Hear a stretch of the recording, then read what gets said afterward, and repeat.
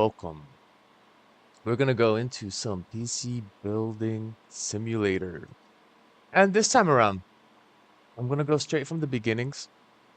I've done this before and I'd love to just play this game and chill. It's like a super relaxing, puzzle-like game. But in reality, we're basically building PCs, all kinds of PCs. And given that we're gonna go from the beginning, anyone can start understanding from the get-go what is how a PC is built, what parts are necessary, and what to keep an eye on. So this is a perfect little video for anyone seeking information on how to build a PC from scratch with example. And we'll be going from basically the beginning. So I'm going to do this little how to build PC space before I go into the typical uh, free environment base where I can kind of do my own thing, build whatever I want. But in the end, it's not that hard. Don't feel like building a PC is a huge feat to make. In fact, it's so easy that it seems like our techno lords of the world are trying to, well, thirst us from hardware with Micron's latest switch from regular consumers to big AI firms. A lot of the hardware is going to be harder to find in the next year. Hopefully, this bubble pops and we get back to our regular scheduled PC building programming. But in the end, you got to know a little bit about this in the future. This is where we are going to be in the technical space, building our own BYOC, be, build your own computer, and all that jazz. So let's get started. So, we're going through a tutorial. We're going to see piece by piece what is necessary to build a PC, how the cases and the parts together combine. So basically, we're going to have this little workbench. The little mat down here, of course, to keep in mind, if you're really building a PC in real life, you're going to need the mat for anti-static purposes. You just don't want any of a couple of keys, really. Don't work on PCs when you're standing on carpet. You know that little balloon trick? Or that rub your socks against the floor with your feet until you become staticky? Well, PCs are super sensitive, and you don't want to introduce any static to a PC, especially when you're messing with the inside components. So this anti-static mat is going to be useful, and not building on carpet will be useful as well.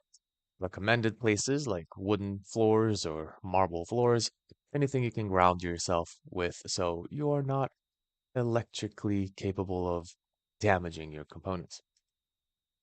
So always first case, we're looking at just a typical PC.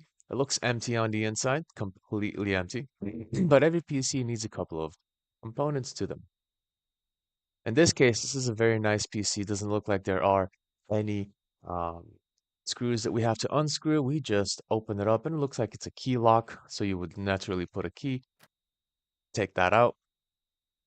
There's two panels, one for the complete access so you can install your parts and the other to do some cable managing. As always, we're looking for a power supply unit to basically start it up. Picking the power supply is very important when we go into all the different types of builds in future videos, trying to figure out what parts you want for your PC. In this case, let's see what we're going to use. First we got to take out the bracket. Here's the little screws. Boom. We're going to go into our inventory. Ooh, look at this. That's nice. I like that. Gonna take our power supply.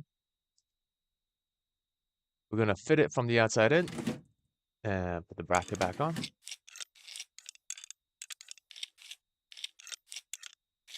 All these screws are meant to basically keep our power supply intact. As you saw, there were 4 specific screws for the power supply. That's just to keep the actual unit not moving around. And of course, the previous 4 black screws uh, for the bracket, so it stays put. As we start, always motherboard first. It should be kind of a given. We need something to hold all our components, and that's what the motherboard is for. It is the main part of our actual computer.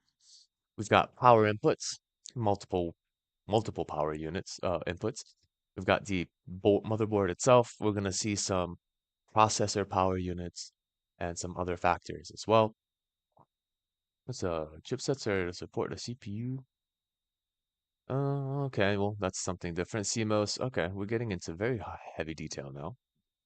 And a CPU socket. So really the main things you want to know, RAM, CPU, hard drive, and PCI slots. PCI slots for specifically any sort of graphics card, Wi-Fi, sound cards, all kinds of things. If you're customizing your PC to have like a type of audio editing system, you're going to have a lot of PCI cards that have to do with audio channels, but most of us will be using graphics cards, whether for gaming or for AI. Both are compatible. So if you're a gamer, you can run AI on your computer. Let's install the sucker. First thing always when we do installations of a motherboard is we're going to have to set up our bridges, our little bridge screws. Here they are. What they really are, I don't know if you can see them perfectly, they're going to separate the actual back plate of our case uh, from the motherboard. They act as a literal bridge between the motherboard and the case. We don't want the motherboard to touch any metal, and thus that's the first thing that we put together here so that we can now screw on top of the bridges the motherboard. So it essentially hovers. It doesn't touch the motherboard, the case itself. It's just hovering above it.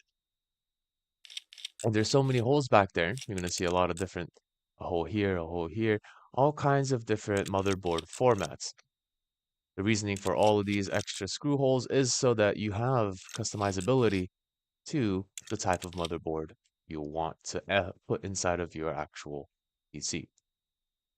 Now, first things first, we got to power up or give our motherboard some power. So I've got the front panel for the actual control, the PC or the CPU power that will give full power access to the processor, the brain of the computer.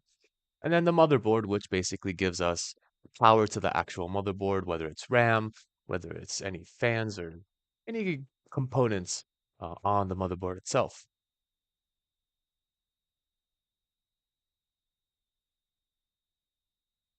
So you'll see a very connected set of um, sizing. Let me kind of go back one. Oh, can I go back? No. Okay, I guess I'm gonna keep that.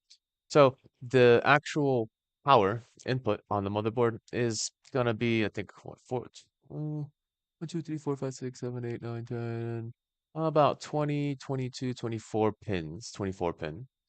And it'll match on the PSU, the power supply unit.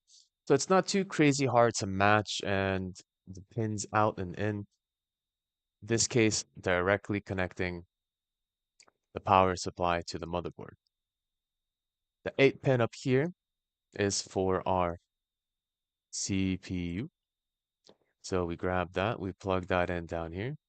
Now the 8 pin does happen over and over. There's going to be multiple places we can use 8 pins, including the actual graphics card if that is a heavy power using graphics card, depending on your model.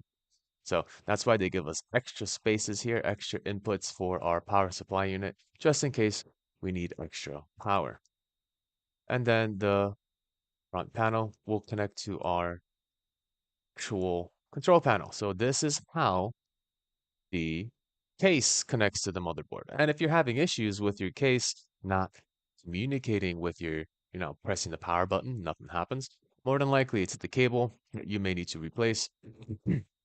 Or maybe worst case scenario, your actual, you know, control panel on the case is busted. But connecting this gives us now access to those 4 USBs in the front, power, reset, audio, everything that will essentially connect and communicate with the motherboard directly. So now we go into our CPU, the third part in the process. All kinds of different CPUs. We're not really going for specifics in this tutorial, right? We're just going for the main parts that make up a computer. But when you deal with AMD and Intel-based architecture, you have to be specific on which type of CPU you use on that particular motherboard. So there is a motherboard compatibility factor with with the CPU itself. I believe the bracket was, what was the bracket? I think the bracket was in this case an AMD. I think we're working with an AMD right now. Boom, boom, and boom. Yeah, because I believe Intel has those little pins, and the pins get plugged into little tiny sockets, and then the sockets get locked in themselves. The CPU gets very hot naturally because it is the brain of the system.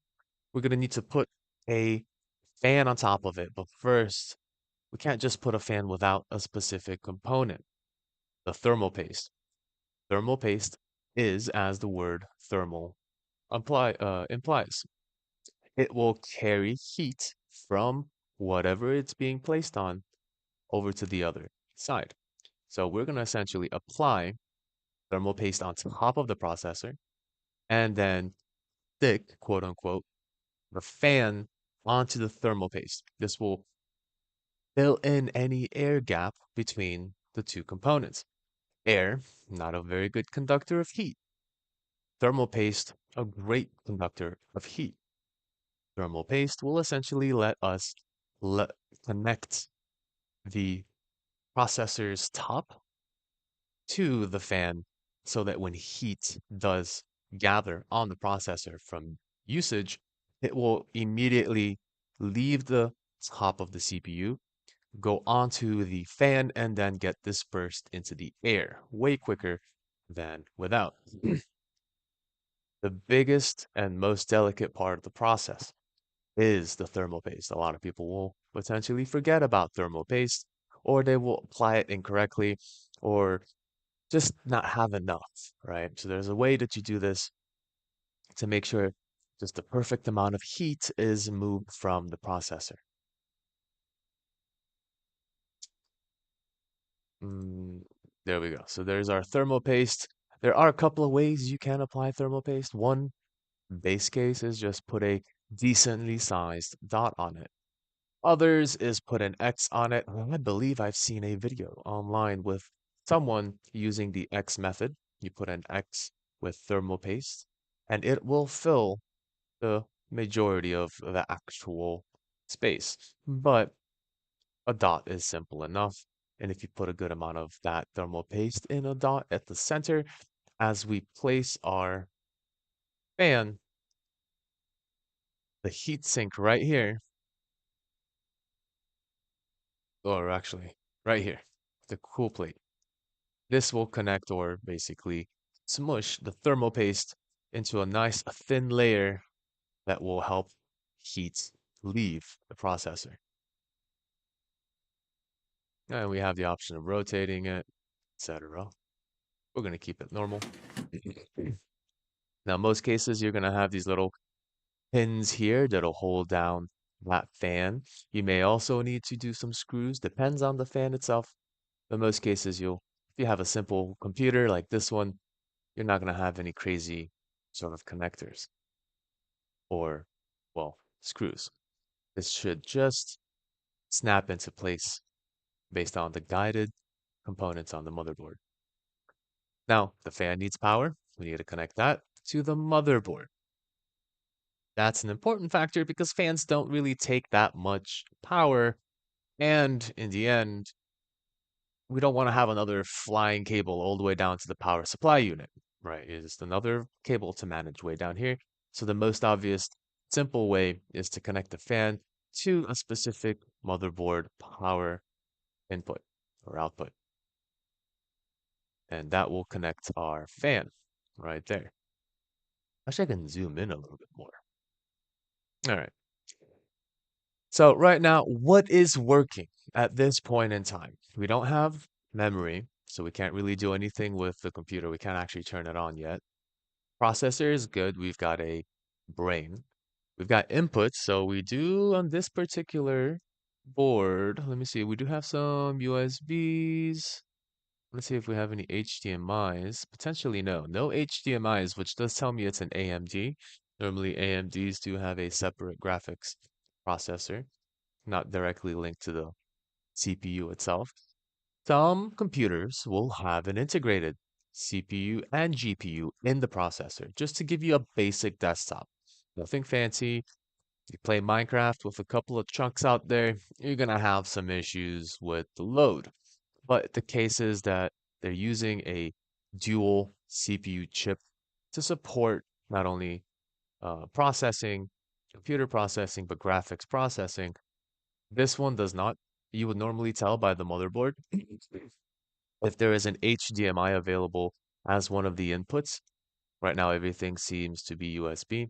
But if there is an HDMI, then you know that you would have particularly a processor that also supports uh, graphics, not just a CPU. So the motherboard and the processor, again, have to be compatible. So if the motherboard does have an input for an HDMI, you're going to also have a processor that supports a little bit of a GPU process there, a little bit GPU graphic involved in the processor. However, for the true gamers, those that want to upgrade their system heavily, or at least give yourself a little oomph, now is the time to use a PCI slot to actually install a graphics card.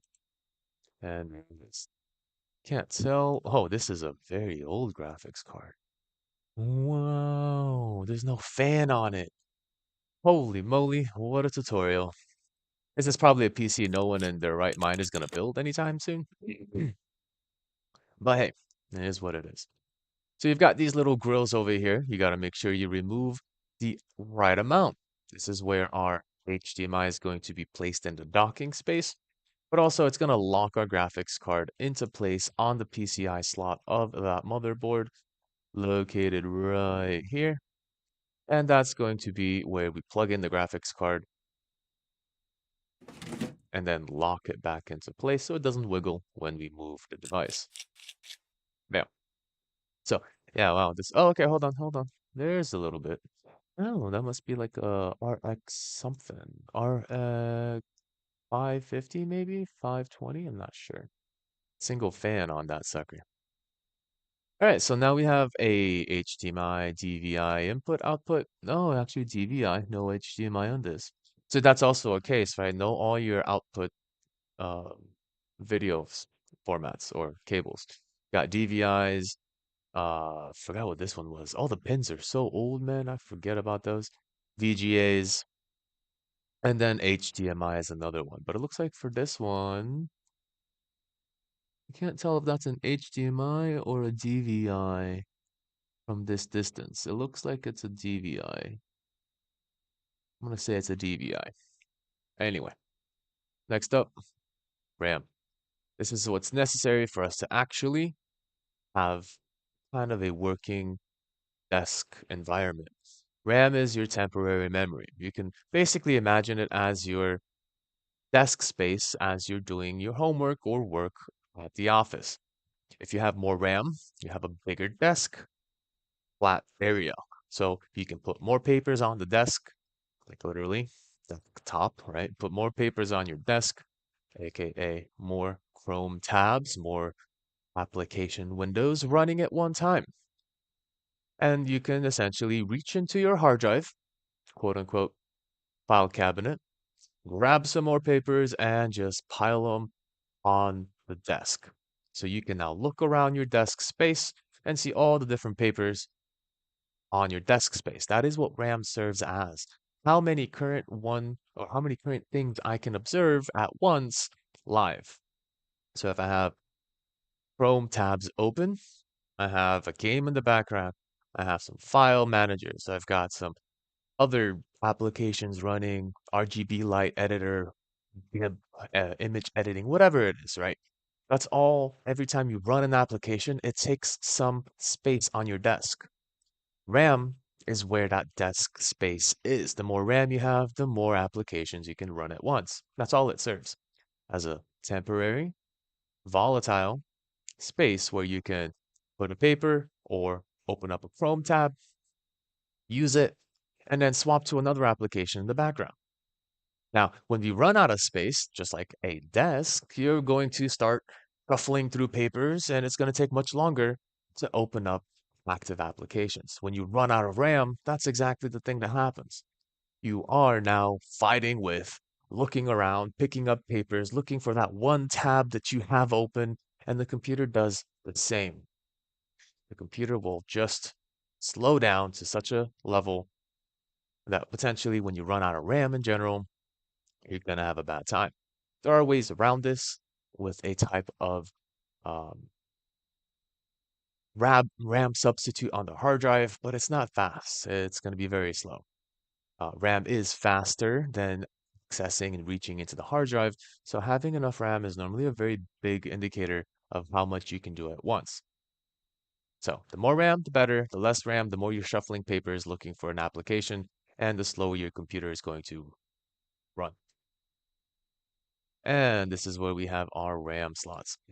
Now, normally, I don't know if this is still abiding by the system, but I would be plugging in my RAM cards in slot 1 and slot 3. This is plugging it in slot 1 and slot 2. There is a kind of offset when it comes to a single circuit between connections. There is a direct link between 1 and 3 and 2 and 4, meaning that if your 1 is right next to your processor, right, the very first one, this is your slot 1 on the very left, slot 2, slot 3 is empty, slot 4 is empty. The first RAM input slot next to your processor is slot 1. In the kind of computer science engineering aspect of things, there's a slight boost you can achieve when you plug in slot 1 and slot 3. Because on the way that the circuit board is created, unless something has changed, I'm not too sure, 1 and 3, channel 1 and 3 are connected directly. So if you have, let's say, let's say you have four RAM cards, but you kind of have two different manufacturers. So you have maybe Corsair for one and another brand for the other. You would put brand compatible, like the actual pairs, the brand pairs, in a form where I would put Corsair in 1 and Corsair in 3, and then the other pair in 2 and 4. This lets the channels connect directly because of that board circuit connection. It's a very slight boost. It helps with compatible RAM because they are, in a way, structured and architectured in the similar manner on the internal side of things. But is it feasible? Is it visual for most people? Probably not, but it can help alleviate compatibility in many cases and also improve speeds ever so slightly. So next we've got our hard drive. This is a old spinning disk hard drive, HDD baby. So we got a little set of bays over here for our hard drives. Open up one of the bays, place our hard drive. Now, when you do this, of course, it's not visible, but you have little pieces that you snap. You would normally pull this out, this little plastic part. You'd pull it to the left, over here, pull it to the right, and then it'll release with little clips. These are little clips on the side that will hold the hard drive together. When you pull these little plastic pieces apart, it releases the hard drive easier to take out. Don't try to just forcefully pull it out. Make sure you're just kind of pulling it up a little bit. You should also be able to put little screws in the hard drive, but with these kind of bays, not really necessary. Here's where the other side of our case is now used to do some cable managing. We have our SATA connection, which is our actual data. We're going to connect SATA to the plethora of SATA connectors on the motherboard. This is how we can now connect the hard drive to the motherboard so it's accessible, but also Hard drives need power. So we connect that to the PSU and boom. So all the components give out heat. Case fans will help keep the temperature down by moving hot air. And now we need some case fans. Depending on how many components you have, right? It could be a one fan, it can be two fans, it can be four fans, but there is a science to this as well. The amount of input and output that each fan is providing. And based on the direction of these little propellers, we'll go into detail in the future. Some orientations of our fans can suck air into the case, and when we flip the fan around, it pushes air out. There is an equilibrium we must fight with to make the perfect flow happen to our case. Under extreme cases like overclocking, this would be a very huge task to measure and make sure that the amount of air going in equals the amount of air going out. Any imbalance, like more in than out, then you will suffocate your system. If you have more air going out than going in, you will face, well, in both cases, a suffocation, but one case, they basically do the same. You're just going to mess up on the actual heat transfer. Your heat movement from the inside of the case to the outside of the case will be bad, which can cause overheating. So we have to have just the perfect amount of air in and air out. So normally you're thinking of a certain size fan. If you have multiple of the same sizes, then you can do two in and two out and you'll be fine. But if you have different size fans, you got to do a little bit more calculation to make sure that based on the size and the airflow that they provide, that you orientate them in the right way. You may have one large one with two small ones, one in, two small out. That's kind of the key. For this, again, this is not a very complex system. It's a very basic build. We're not going to go into the nitty-gritty of the thing. We'll get that. We'll get to that later. So this case fan looks like it's going to be pushing air out. If you look at the fins, notice the bubbling here. Air is always pushed in the opposite direction of the bubble of the fan, and it really depends on the fan too. Think of it like a ice cream scooper. Where is it gonna be scooping, right? Is the ice cream on the inside of the PC or on the outside of the PC? Right now, our fans look like they're scooping ice cream from the inside of our PC and pushing it out just based on that curve. That's one way to look at it. A lot of different ways to consider, but this direction is from the inside of the PC flowing out. It's going to push everything out. There is a considerable alignment to keep in mind. This fan here is going to push air off of the processor, and then this fan is going to take that air, push it out of the PC. This fan here, kind of alone, doesn't have really a good, well, any extra fans that I see. So that's not a great system, but it's not a great graphics card. It's a basic graphics card, so I'm not expecting a lot of heat to actually go out of it. If we had a much larger or even a pair of graphics cards, then we have to consider potentially mounting another fan. I wouldn't say there's a case here. We'd probably mount the fan in the front, but we can't even open the front yet because this is just one of those tutorials. All right, so now we're going to connect our fan to the motherboard. Replace the covers, and we begin. Now, don't expect it to load up into a nice operating system, especially if you're building a new system. Here comes the next step. Are you going to be a Windows cheap, or are you going to install some Linux on it? When you put in a hard drive, it's not going to come pre-installed with anything. In fact, it cannot be installed with Windows. Why? Well, it doesn't know what system it's going in. Operating system needs to install the right hard drive drivers that will match the system that it's on, from chipset of the motherboard to processor, which is essentially the chipset, to graphics card drivers, to every other driver, including controls and all kinds of bits and pieces. So a hard drive is completely empty when you first buy it for your PC. The actual step forward is to start plugging in our PC, power. What was that one? A mouse? No. Keyboard. And what's this? Oh, it's keyboard. So the other one was the mouse. So this is just our monitor, keyboard, and mouse, and then power. Then we press the power button. And we're back to here. The next step is essentially operating system installing, which I do have videos on how to install Linux, and I'll be making more on it, especially for gamers out there that are getting tired of Windows.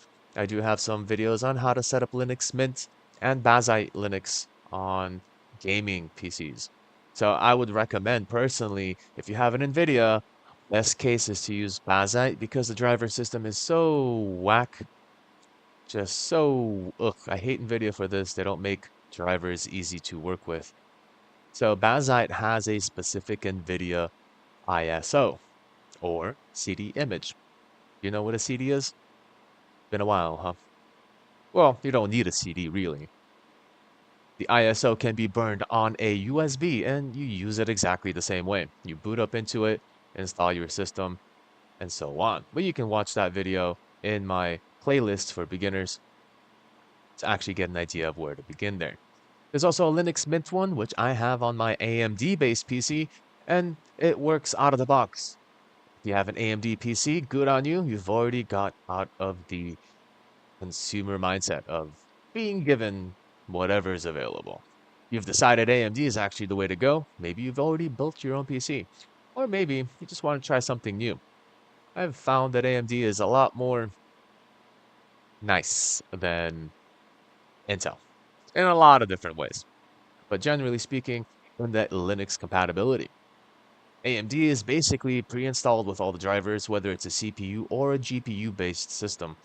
And my RX 570 on my Linux Mint PC worked out of the box. My NVIDIA, however, took some time to configure, and even through configuration, it still didn't work right. So, for NVIDIA, I recommend Bazzite. For AMD, I recommend Linux Mint. If you are trying to get away from the Windows spyware concept of, well, Microsoft selling your data, spying on you with AI, and whatever the hell future we're about to enter with computers. So this is also why this is important. You got to make sure you learn how to make your own, because at some point in time, we'll be depending on ourselves, unfortunately. So thanks for joining. I will continue more videos based on this, on some PC build types, and just wanted to kind of give a brief, quick, but in-depth tutorial on how a PC is built and the things to expect when you're actually going to build it from scratch.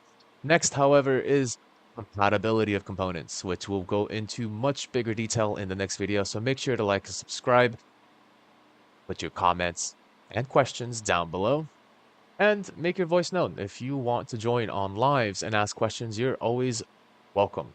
So hit that notification, and I'll see you in the next video where we go into more quote-unquote advanced details on PC build